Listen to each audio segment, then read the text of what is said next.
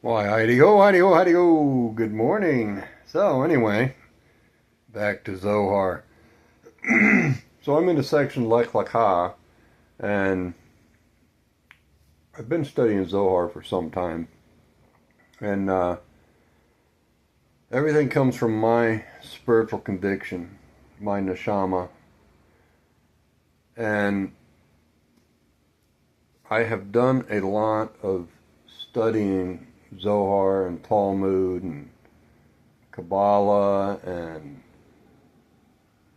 what a Christian knows is the Old Testament and Hermetic principles and alchemy and turning base metals into gold. That's us. It's changing our character traits. So, Lech Lecha, go into yourself or go for yourself, is a very deep teaching, and it's about Avraham Avinu, Abraham, the father of the nations. And the Zohar reveals the hidden mysteries concerning all the travels of Abraham. So it's more concerned with spiritual journeys, our neshama, and not so much about geographical locations, spiritual locations, spiritual planes of existence, where we are in the spirit.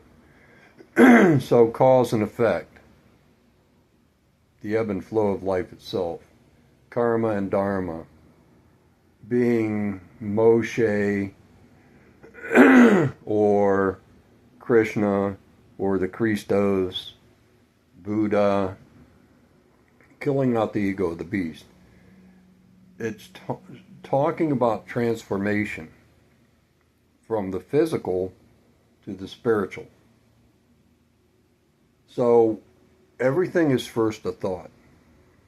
Our Ima Abba is consciousness, spirit, Ruach, Neshama, connected to all things. So it's to rule over the beast of the field, is to rule over these bodies. So when you read about Abraham and Lot, his family who went with him, Lot represents Hasatan, Satan, which is the reptilian mind, the evil inclination. And like I've said before, base wants and base needs are the exact same thing, but one is a gluttony of the other. So base needs are food, clothing, shelter, intimacy between the masculine and feminine gender. Those are base needs. Base wants are the exact same thing, but in excess. So lust, gluttony for food, a lust for to live in a mansion. It's all got to do with materialism and guarding our seven gates, our eyes, our nose, our mouth, and our ears. Give them bread and circuses and they'll never rebel. Some, we have 24 hours in a day, and we'll spend not even 2 minutes reading Torah and Tanakh, or the Old Testament, what some call the Old Testament, or studying holy books like Zohar and Talmud.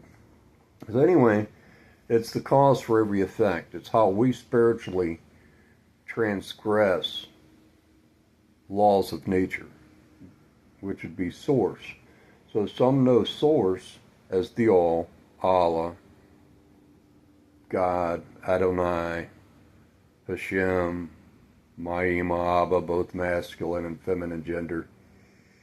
So the whole story of Abraham and Lot. So Lot, the reason why he was considered Hasatan, because he was living in the Yetzer Hara, the evil inclination. So he wanted to go to Sodom and Gomorrah. He didn't want to leave Mitzrayim, we'll say. So when you leave Mitzrayim, Egypt, you're not supposed to go back. That's a land of restriction, materialism. So we're told not to choose a king with many horses and many wives. Trump, Jared Kushner, Bibi Netanyahu, pretty much everybody who rules around the world is a king with many horses and many wives. We're talking about materialism. Not physical wives, spiritual. a gluttony, a perversion, a lust, the Epstein class. So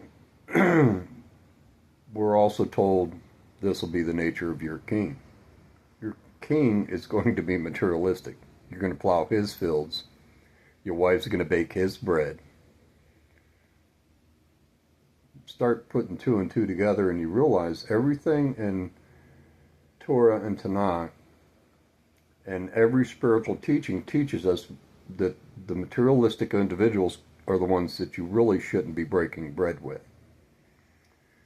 Bread is talking about leaven, the haughtiness of our hearts, because their haughtiness will rub off on you. And there's a cause for every effect, and you can't break the law. LAW, land, air, water.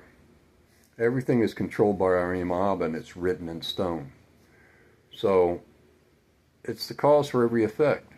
It's what you get back. It's the ebb and flow of life itself. When you want to make covenants with certain individuals, you got to realize who you're breaking bread with and what kind of covenant you're making, and how is that going to affect your life. How is it going to come into your 7 gates? So that's the message for today. Kill out the ego of the beast. No man rules over you. Our Ima Abba is our king and queen. And that's the only one you should place your faith in, not other men. God bless. Much love.